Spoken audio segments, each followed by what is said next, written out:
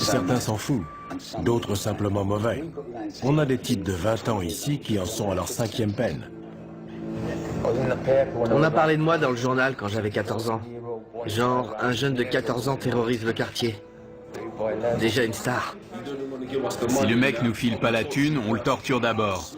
Genre un coup de marteau dans la tête ou on lui brûle les orteils au chalumeau. Après, s'il a vu notre visage, on est obligé de le tuer. Ils n'ont pas bien conscience des règles. On leur dit non et ils se retournent en disant « je vais t'éclater ». Vous allez faire quoi? Vous allez faire quoi? Tout peut arriver. On peut être là en train de parler à un détenu et la seconde d'après, il y en a un qui se prend une queue de billard dans la tête. Hein? Vous allez faire quoi? Bienvenue en enfer. Mettez-le à terre!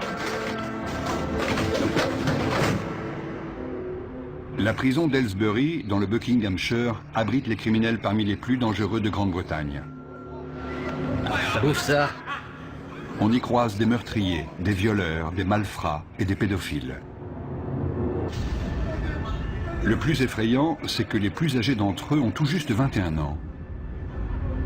Un détenu sur 5 purge ici une peine à perpétuité ou d'une durée indéterminée pour protéger la société compte tenu de la gravité de leurs crimes. Pour garder le contrôle de la situation, les surveillants doivent faire preuve d'une vigilance permanente. Les chaussures? Mais ils doivent également aider ces jeunes à reconstruire leur vie brisée. Ils ne sont pas faciles à gérer. La plupart purgent de longues peines pour des crimes assez sérieux. Il faut tout reprendre à zéro. C'est difficile. On leur a appris qu'ils pouvaient faire tout ce qu'ils voulaient. Après s'être attirés des ennuis et s'être retrouvés devant la justice, ils atterrissent ici et on essaie de corriger ce que leur famille ou leurs amis leur ont enseigné. Certains nous poseront toujours des problèmes.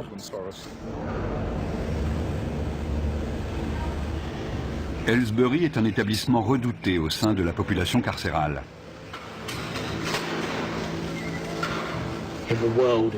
Chez les détenus, la légende veut que Aylesbury soit la pire prison du monde.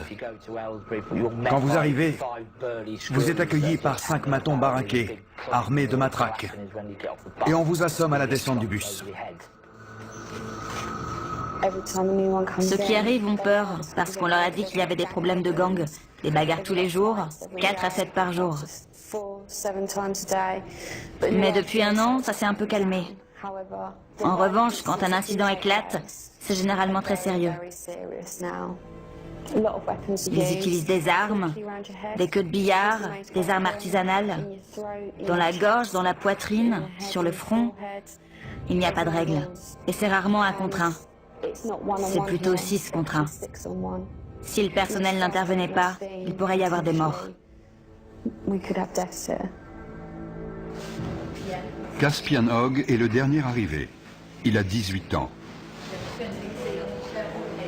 Après avoir été incarcéré dans un établissement pour mineurs, il a été envoyé ici en raison de problèmes disciplinaires. Asseyez-vous ici. Combien de fois avez-vous été incarcéré? 4 ou 5 fois. Ok. Quelle peine cette fois?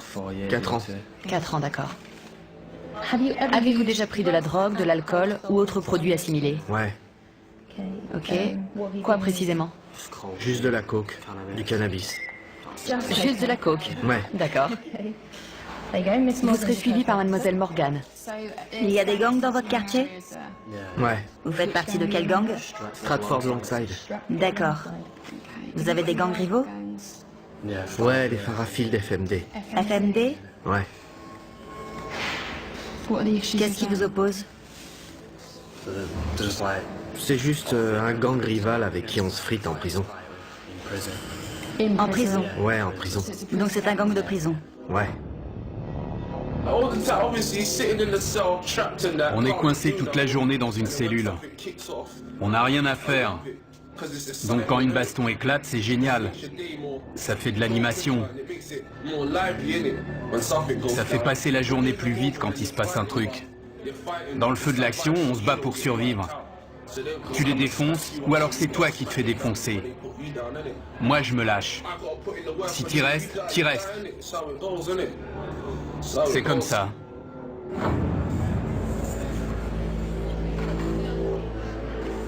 On a des membres de gangs venus de Liverpool, de Birmingham, de Londres, et ils sont tous rivaux. Certains viennent de milieux où ils n'ont connu que la violence.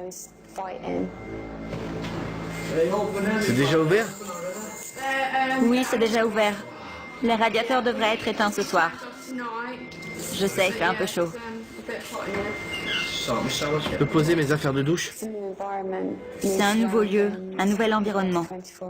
Les 24 premières heures sont les plus explosives. On s'assure qu'ils ont tout ce qu'il leur faut et qu'ils sont bien installés pour leur première nuit. Les rivalités entre gangs entraînent d'inévitables règlements de compte. Les nouveaux venus sont particulièrement vulnérables, car ils n'ont pas encore de repères et doivent faire leurs preuves. Dès qu'un incident survient, une alarme est déclenchée. Pour éviter que la situation dégénère, les agents de sécurité interviennent rapidement. Vous êtes blessé? Non, non. Non? C'était quoi le problème? Rien. Allez! Non, non. C'était sûrement pas pour rien. Non, non, non. Ils sont juste venus là, vous frapper pour rien. Je sais ce qui s'est passé. C'est le nouveau qui vient d'arriver. Il s'est déjà battu la semaine dernière. C'était les représailles. Les deux se battaient. Les deux se sont donné des coups à la tête. Ils se disaient bonjour. Vous, ça va? Oui, ça va. J'ai pris un coup dans le sein. Mais si ça se trouve, c'était son coude à lui.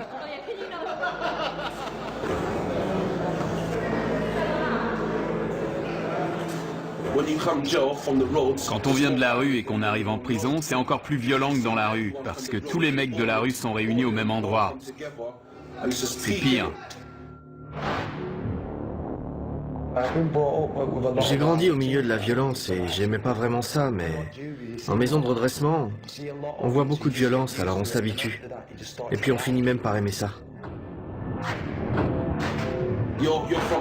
Si je te connais, si je sais avec quel gang tu traînes, dès que je te vois, je t'éclate. Et si je sais que t'as planté un de mes potes, je te fais la même chose. Donc vous surveillez constamment les nouvelles arrivées dans votre bâtiment. Ouais. Ils en ont mis dans l'LC, juste à côté. Si je les croise, je les défonce direct. C'est clair. Le quotidien en prison, c'est pas la joie. Vous pouvez être le mec le plus balèze avec la plus grosse réputation, il faut quand même surveiller vos arrières. On est tout le temps parano, tu vois. On est sur nos gardes tout le temps, on surveille les autres. On est tous des criminels ici. Comme je l'ai dit, des fois mon but c'est de faire mal à quelqu'un. Des fois je me réveille le matin et je suis pas d'humeur pour ça. Sérieux. Et des fois je me dis que je vais lui mettre la raclée de sa vie. Je me dis, quelle différence ça fait. Je sais qu'il me reste que 10 mois à tirer, mais autant aller lui régler son compte. Au cours de leur période d'intégration, avant d'être installés, on propose aux détenus de travailler ou de suivre des cours. Ceux qui acceptent pourront passer plus de temps dans les espaces communs. Il n'y a que 3 surveillants à cet étage et jusqu'à 50 détenus peuvent sortir de leur cellule. C'est le moment dangereux de la journée. Il faut rester très vigilant. On peut avoir tendance à se relâcher parce que 90% d'entre eux sont très corrects. Mais il faut se méfier, c'est notre boulot. La situation peut dégénérer à tout moment. Caspian et 2 nouveaux arrivants ont forcé le passage pour s'introduire dans une cellule.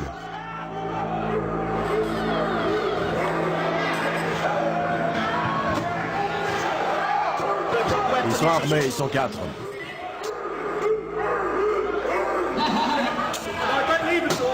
Les détenus ont barricadé la porte. Les surveillants ne peuvent pas entrer. Je veux voir tous les détenus dans leurs cellules.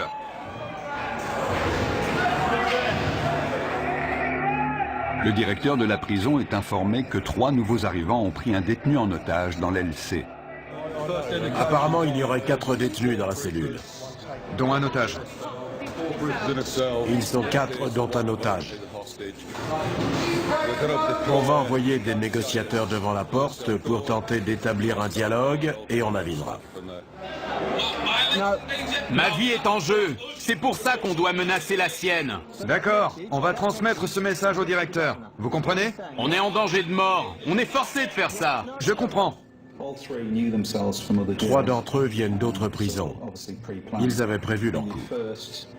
Notre priorité, c'est l'otage. Si vous faites pas venir le directeur, je le viole. Je vais le violer.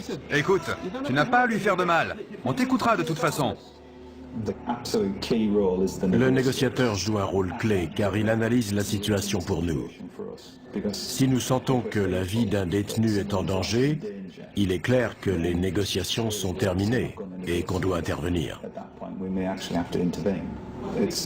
L'otage doit avoir conscience que le personnel est présent et jauge la situation car ils disent tous « je vais le tuer ».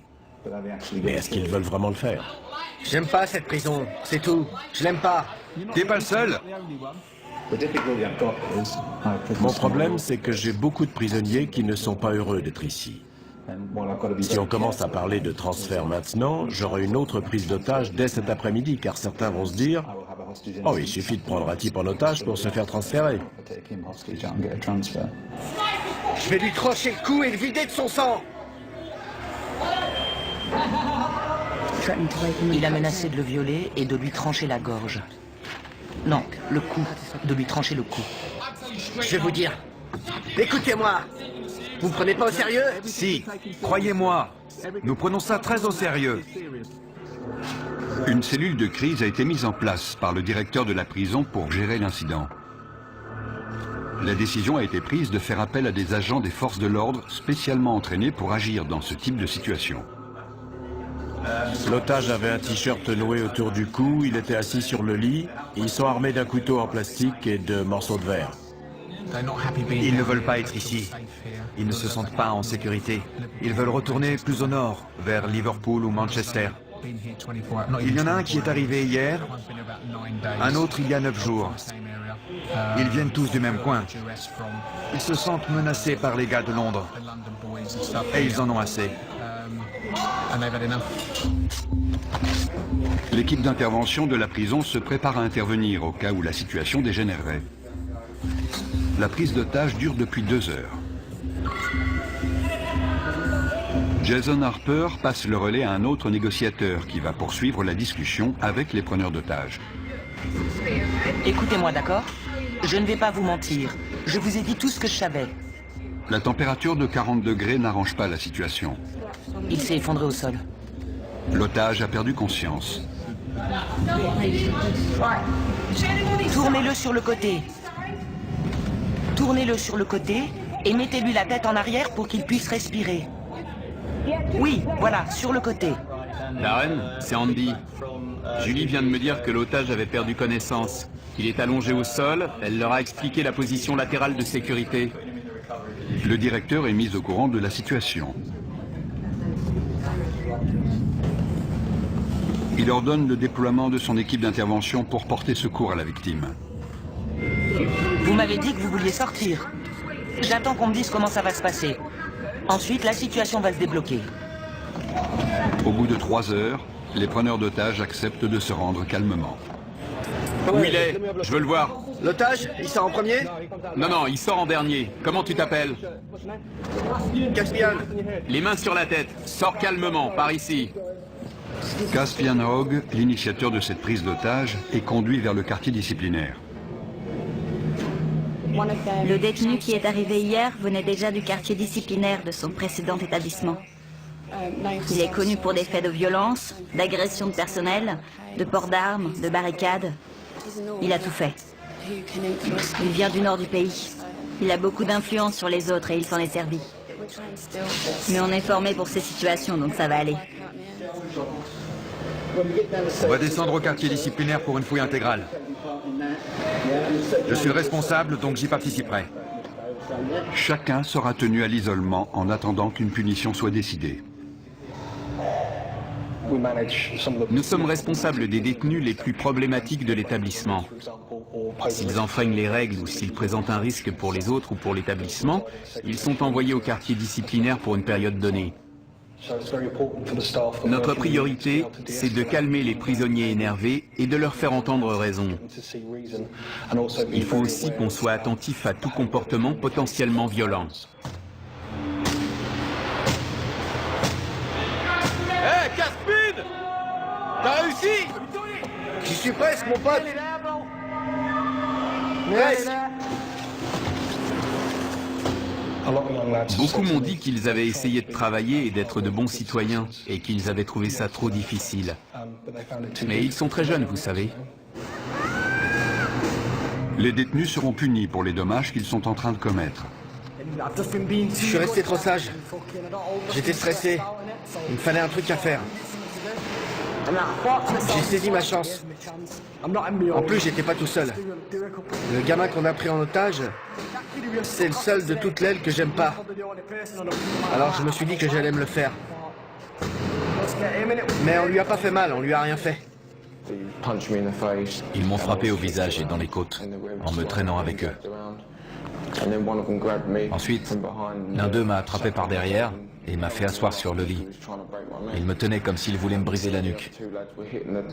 Les deux autres frappaient la porte avec des boules de billard dans des chaussettes. Ils ont cassé ma télé et ils m'ont mis des bouts de verre sous la gorge. Ils ont dit qu'ils allaient me la trancher. Ensuite, ils m'ont dit de me déshabiller complètement et ils ont dit qu'ils allaient me violer. Qu'est-ce qui s'est passé? Rien, rien. Ils disent qu'on a pris un mec en otage et qu'on l'a agressé dans sa propre cellule. Ils ont appelé la police et on est à l'isolement pour l'instant. Vous dites que vous ne l'avez pas pris en otage? Non, on a juste barricadé la porte, c'est tout. J'ai toutes ces pensées qui ont défilé dans ma tête. Je savais pas si j'allais en sortir vivant. Je connaissais pas ces mecs. C'était le truc le plus flippant de ma vie. Pourquoi vous avez fait ça?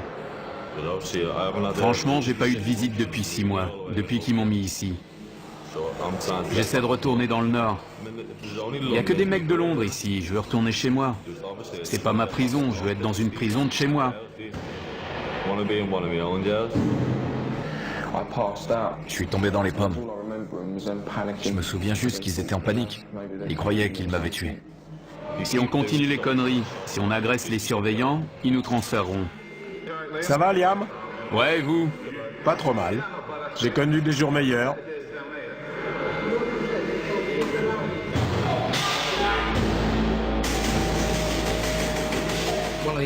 Un des détenus a inondé sa cellule. Il est armé. Il a cassé le manche de son balai. On lui a demandé de nous le remettre.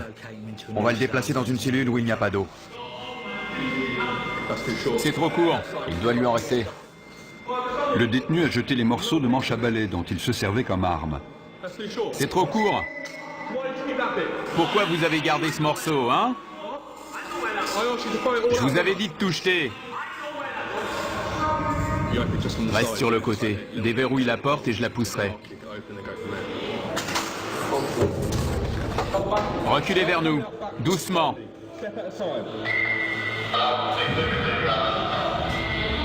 Ne vous retournez pas. Restez face au mur. Le détenu n'a pas obéi et s'est retourné. À partir du moment où on ouvre la porte, les négociations sont terminées. Soit il se rend, soit on intervient. Arrêtez de bouger. Si vous faites pas ce que je vous dis, on devra de nouveau vous immobiliser. C'est compris? Ouais. Super, allez, debout. Tu lui maintiens la tête pendant qu'on le lève. Vous avez entendu? On tourne. On utilise la force que quand c'est nécessaire et de manière proportionnée, mais ça fait forcément mal. Fouille intégrale. Il va maintenant être fouillé intégralement au cas où il aurait dissimulé une arme.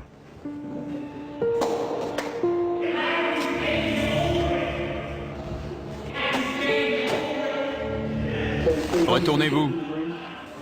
Bande d'enflures. Vous avez des réclamations à faire sur la façon dont on vous a traité? Non, non, ça va. Non? D'accord. Je vais vous demander de réfléchir aux conséquences de vos actes. Ce n'est pas la bonne méthode pour obtenir un transfert. Maintenant, je veux que vous alliez vous coucher.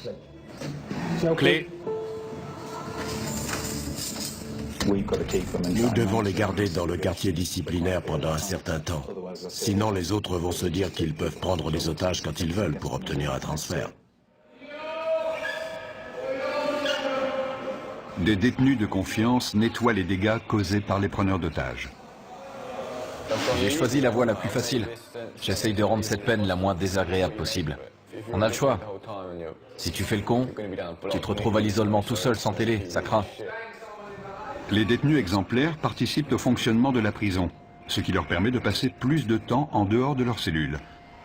Josh est responsable de la lessive dans le quartier disciplinaire. Ça pue.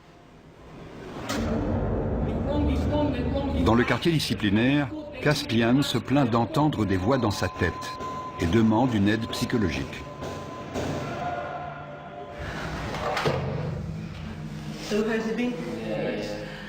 Je dois déterminer si vous êtes du genre manipulateur. Manipulateur? Si vous aimez titiller les gens et les énerver pour prendre l'avantage. Non, sérieux. Je risque de vous poser des questions qui vont vous énerver. Ouais. Vous avez le droit d'être en colère. Ce que vous n'avez pas le droit de faire, c'est être violent. Mais je suis un type violent, madame. Regardez mon dossier. Depuis mes 11 ans, je suis traîné de foyer en foyer et je suis incontrôlable. À 11 ans, j'ai arraché le torse d'un type avec mes dents. J'ai mordu une meuf à l'oreille. On a toujours dû me maîtriser. J'ai toujours le même sentiment. Je me dis que mon destin, c'est de tuer quelqu'un. Et la perspective de sortir d'ici, de commettre un tel acte et de revenir en prison pour une peine à perpétuité ne vous dérange pas? Ça dépend. Quand je pète les plombs, ça me dérange pas. Je m'en fous. Je pense pas que je suis un taré. Mais si on m'aide pas maintenant, je vais finir par le devenir. Je ne suis pas convaincu à 100% qu'il souffre de troubles mentaux. Il souffre de troubles émotionnels, ça c'est sûr. Car non seulement il a des pensées violentes, beaucoup de gens en ont, ce n'est pas idéal, mais ce n'est pas un drame, mais il prend plaisir à être violent, ce qui alimente ses pensées et ses fantasmes. Je pense que son comportement pourrait le conduire au meurtre.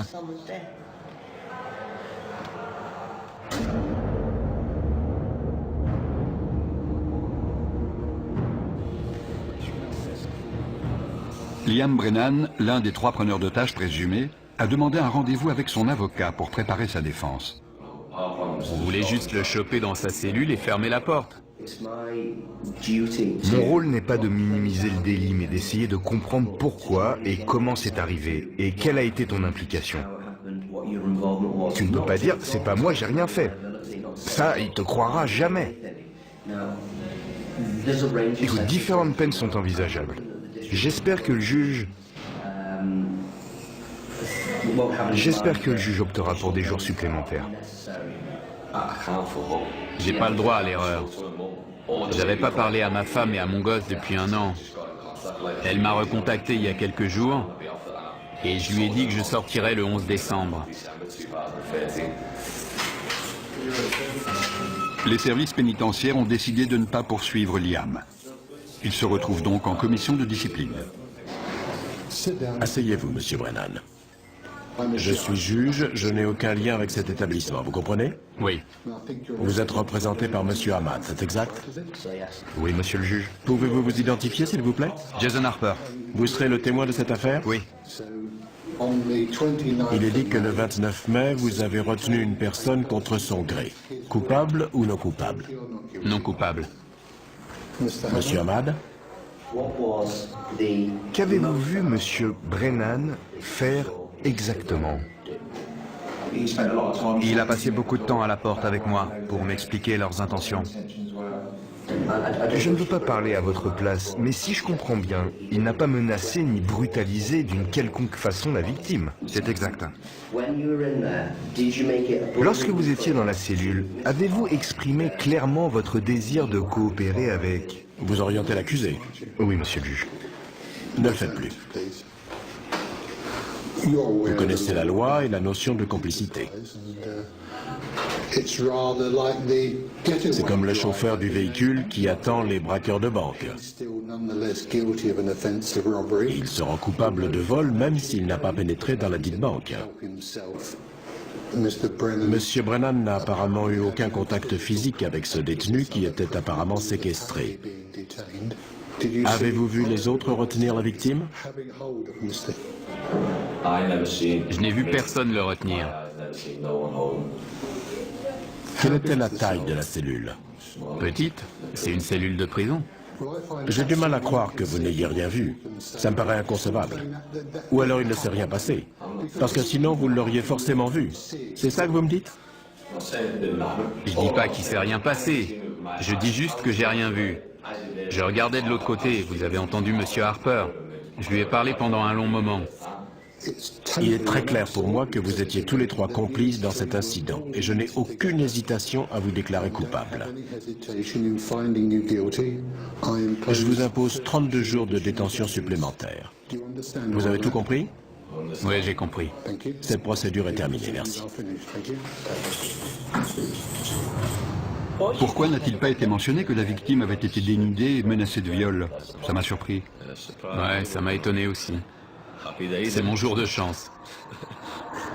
L'agression n'a pas fait l'objet d'une poursuite pénale car la victime a eu trop peur pour témoigner. Dans le quartier disciplinaire, tous les privilèges, y compris la télévision, sont retirés.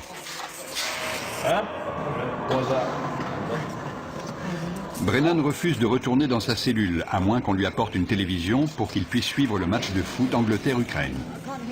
Je ne vous entends pas. Vous savez quoi? Quoi? Je suis coincé ici 2 semaines sans télé, donc je m'en fous de m'attirer des ennuis. Liam, je ne veux pas que vous restiez ici plus longtemps que nécessaire, car vous êtes quelqu'un de bien. C'est vrai? Je peux vous proposer des activités, de la peinture, ou alors vous pouvez demander des cours. Moi? Demander des cours? J'ai pas suivi de cours depuis mes 11 ans, demander des cours? J'ai pas envie de me pendre. Michel Morris parvient enfin à convaincre Brennan de rejoindre sa cellule. Pour sa participation à la prise d'otage, Caspian est condamné à 38 jours de détention supplémentaire. Caspian, c'est votre dernière chance d'obtempérer. J'ai dit non. Les surveillants tentent de le raisonner, mais il refuse de retourner dans sa cellule. Il sera envoyé dans le quartier disciplinaire jusqu'à ce que le directeur estime qu'il est capable de rejoindre les autres détenus. Caspian, si tu ne suis pas nos instructions, on t'immobilisera de nouveau. D'accord? Personne n'est au-dessus du système. Il y a des règles, des procédures, des lois à suivre, que vous soyez un détenu ou un surveillant.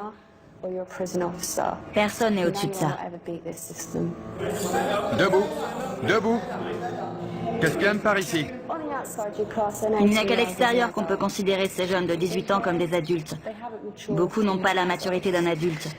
Ils sont très influençables et peuvent s'attirer des ennuis. Entre là-dedans. Je vais demander à l'infirmière de venir te voir.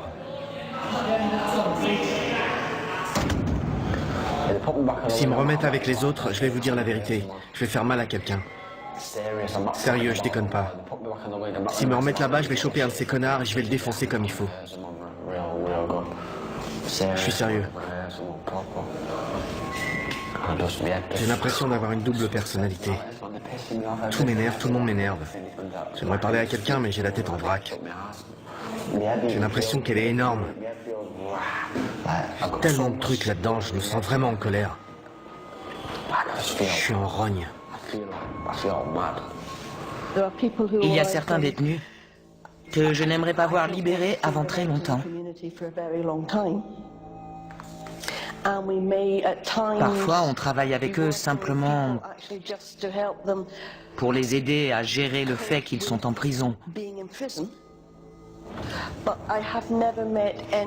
Mais je n'ai jamais rencontré de détenu que je ne pensais pas pouvoir aider à répondre à son environnement de façon plus positive.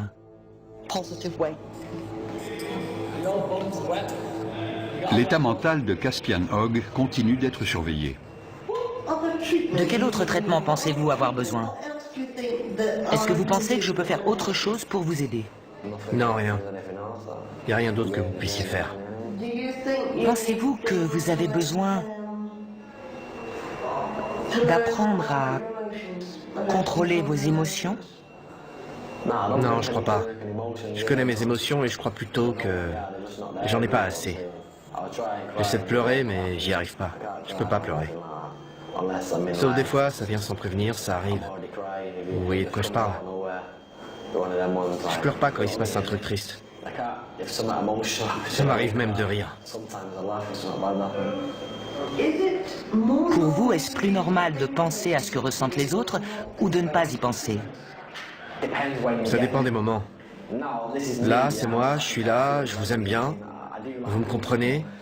Mais si vous tombez sur moi un autre jour, quand je suis en mode furieux, je vois des choses différemment. Tout est en vrac. Je pense comme un psychopathe. Quand j'étais gosse, j'ai jamais voulu devenir policier ou ce genre de truc.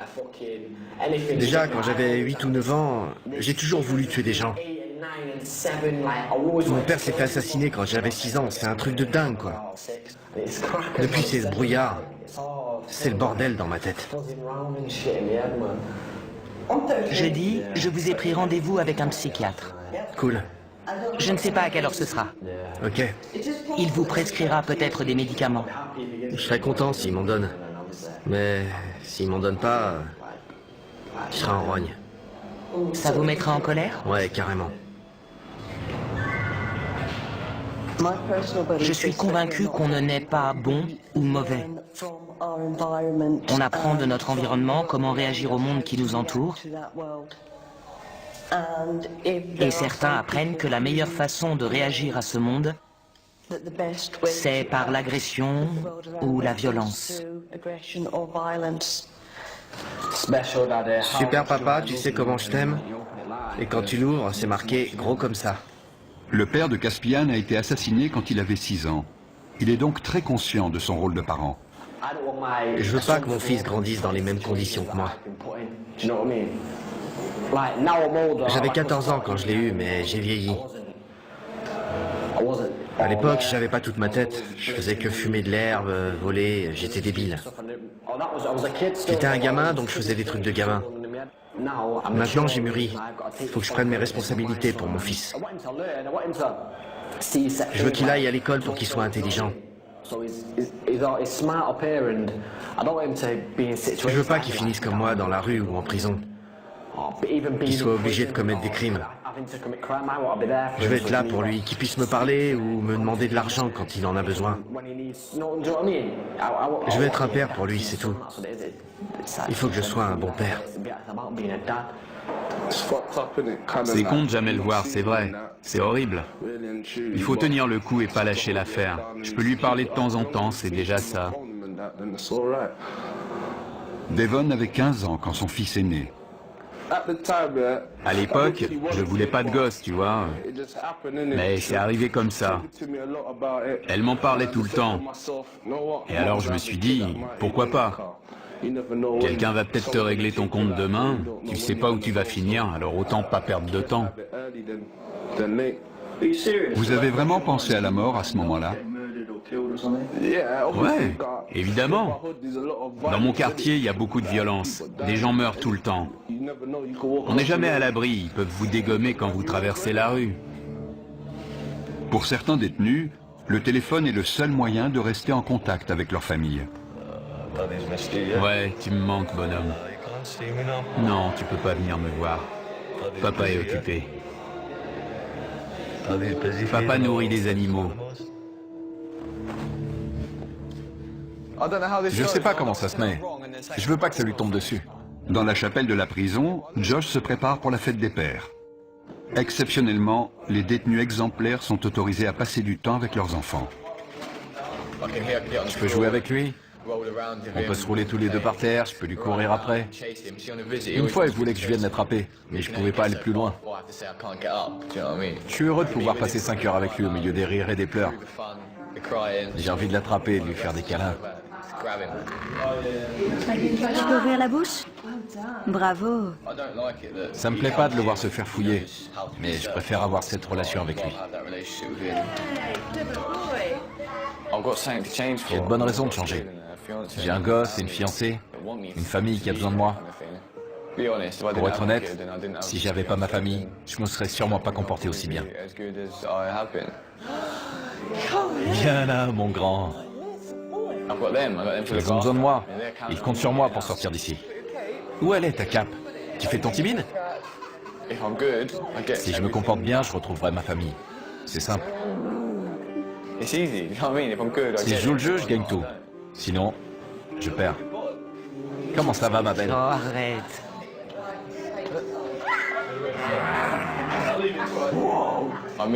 J'ai manqué ses premiers pas, ses premiers mots.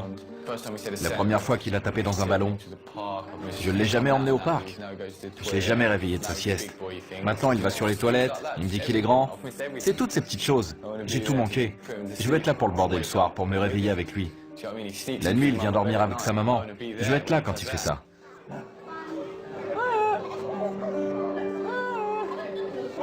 Messieurs, dames, s'il vous plaît, vous pouvez vous dire au revoir? Tout va bien. Quand j'ai su que j'allais en prison, je pensais qu'elle allait m'oublier. J'avais 18 ans et on était ensemble depuis 2 ans et demi. C'est un vrai test pour des adolescents, de rester fidèles et loyaux.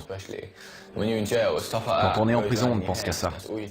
Il faut pouvoir compter sur quelqu'un de confiance pour traverser ça. Sinon, on craque. Je pourrais être là toutes les nuits à imaginer qu'elle me trompe. À plus. Je t'aime.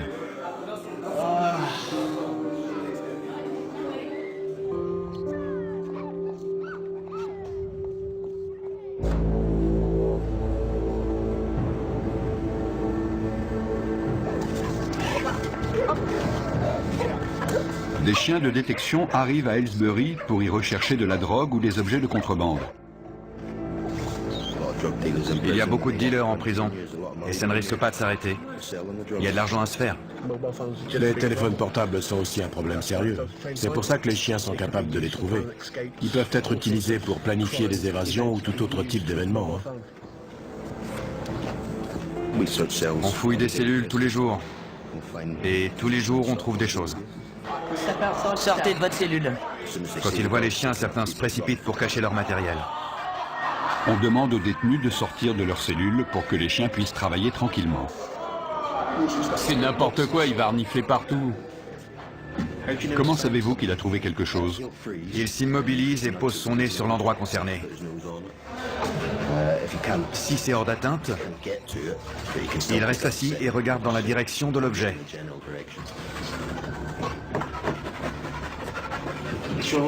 Il a l'air très intéressé par la fenêtre. Je vérifie s'il n'y a rien à l'extérieur. Il a peut-être senti une odeur de joint qui venait de la rue. Il reste concentré sur la zone autour de la fenêtre et du lit. J'étais en train de pioncer et ils amènent un chien dans ma cellule pour renifler partout. C'est n'importe quoi. Notre équipe fouille la cellule pour essayer de trouver ce que le chien a senti. Il semblait concentré sur une zone en particulier, donc c'est là qu'on fouille en premier. J'espère qu'on va trouver quelque chose. Les chiens poursuivent leur inspection des cellules. Ça sent dès qu'on l'ouvre. Il a fumé dans sa cellule, c'est sûr. Le chien va nous dire si la drogue est encore là. Oui, ça sent. Il y a de la drogue et des téléphones partout dans la prison. Avant, tout le monde planquait ça dans le meuble de l'évier en retirant les vis avec un coupe-ongle ou un truc dans le genre. Je vous en dirai pas plus. Avec un téléphone, on peut appeler qui on veut, envoyer des textos, parler à sa chérie le soir, vous voyez ce que je veux dire. On peut dire ce qu'on veut, gérer ses affaires, son fric, tout ça. Vous avez déjà eu un téléphone ici? Ouais, mais c'est trop de pression. On devient parano. Ils finiront toujours par le trouver. La première fois, on est là, ouais, ils le trouveront jamais. On se croit le plus fort et puis ils finissent par en trouver un chez un mec et là, tu peux être sûr qu'ils vont le faire parler. La semaine d'après, boum, un autre passe à table. On n'est jamais tranquille parce qu'ils savent tout ce qui se passe ici. Ils cachent parfois leurs affaires au fond de leur poubelle. Ils croient qu'on va pas les fouiller parce que c'est dégoûtant. Des cartes SIM, des téléphones, il y a tout. On a toujours un cran de retard parce que dès qu'on trouve quelque chose, ils cherchent une autre cachette. Une antenne cassée, ça peut servir d'arme. Il en a plus besoin, on l'apprend. Ils aiment regarder des images, évidemment. Je veux pas savoir ce qu'il fait avec ça.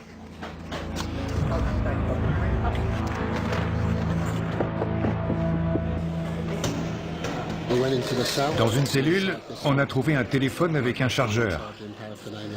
Donc, nos équipes vont l'inspecter une deuxième fois. On a trouvé des petites choses, mais le plus important, c'est de montrer qu'on est vigilant et qu'on peut lancer ce genre d'opération quand ça nous chante. C'est intéressant d'observer leurs réactions. Certains détenus n'étaient clairement pas rassurés à l'idée qu'un chien allait inspecter leur cellule. 5 semaines après avoir pris en otage un codétenu, Liam Brenham retrouve son ancienne cellule. Mate mes affaires, elles sont trempées. C'est pas grave, il y a tout, non? C'est une photo de mon fils, ça. C'est pas normal, non? Qu'est-ce qui se passe? C'est quoi le problème? C'est lui le problème. Si ça te pose un problème que j'ai pris l'autre en otage, je suis là, je t'attends. Sinon, casse-toi. Liam, Vous trouvez ça normal? La photo est trempée, mes chaussettes aussi. Et il me dit que c'est pas grave. arrêtez de crier, d'accord? N'empirez pas la situation. La cellule a dû être fouillée. C'est ça la fouille. Sérieux. C'était collé à la base. Écoutez, le lendemain, on a mis un cadenas sur votre porte, vous l'avez vu? On n'a pas ouvert cette cellule depuis 5 semaines. Et alors, c'est ma faute peut-être? Je n'étais pas là, je ne sais pas comment ça s'est passé. Mais est-ce que ça vaut vraiment le coup de vous attirer encore des ennuis? Non. Vous ne croyez pas? Non, mais ça m'énerve qu'ils me disent ça. Oui, mais vous venez juste de revenir. Le mieux, c'est de faire profil bas. Tout ce que les surveillants de cette aile savent de vous, c'est que vous avez pris un codétenu en otage et que vous avez causé des problèmes pendant votre isolement. C'est la seule image qu'ils ont de vous, vous comprenez? Vous en avez conscience? Ouais. Ils n'arrêtent pas de dire que les surveillants leur manquent de respect. Mais ce sont eux qui sont grossiers avec nous, qui nous manquent de respect et qui voudraient qu'on prenne des pincettes avec eux. Comme s'ils étaient des gosses à qui on devait apprendre les règles de la prison. Ils ont entre 18 et 20 ans, et ils sont censés être adultes et savoir rester respectueux. Un bon comportement peut permettre aux détenus d'être transférés plus près de leur domicile. Quand j'ai Tasha au téléphone, j'entends les mouettes derrière elle. Quand je serai transféré, elle sera tout près de moi. On partagera le même ciel, on sera au même endroit, on entendra les mêmes choses. C'est comme si je rentrais déjà chez moi. Josh va purger le reste de sa peine à proximité des siens. Soucieux de contrôler ses pulsions violentes et de rentrer chez lui, Caspian a accepté de prendre des antipsychotiques. Ça calme ce qui se passe dans ma tête. Et ça marche? Ouais, dans un sens. Mais c'est pas génial. Je me réveille le matin, il y a des taches de baffe sur le drap. J'ai même pas d'oreiller, j'ai carrément oublié. Est-ce que vous vous sentez mieux? Est-ce que ça a calmé vos pensées? Ouais, les pensées ont disparu, mais le problème, c'est l'état dans lequel ça vous met. J'aime bien être un peu défoncé, mais là, j'ai l'impression d'être un zombie, tu vois. Genre, un taré sous médoc. Le mec complètement à la masse. C'est pas bon, ça. Les fantasmes, les pensées violentes, les désirs de meurtre et de notoriété liés à ces meurtres ont grandement diminué. Il a même expliqué qu'il avait parfois la tête vide. J'aimerais maintenant travailler avec lui pour qu'il essaie de comprendre ce qui se passait dans sa tête et qu'il sache où demander de l'aide si ses pensées venaient à ressurgir.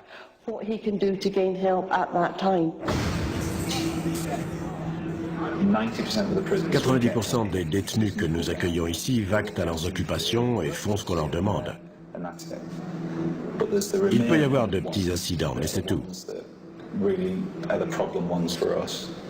Ce sont les 10% restants qui causent la majorité des problèmes. Ils ne veulent pas rester tranquilles ni faire ce qu'on leur dit. Ils se rebellent constamment. Ils essaient de créer le désordre pour saper notre travail.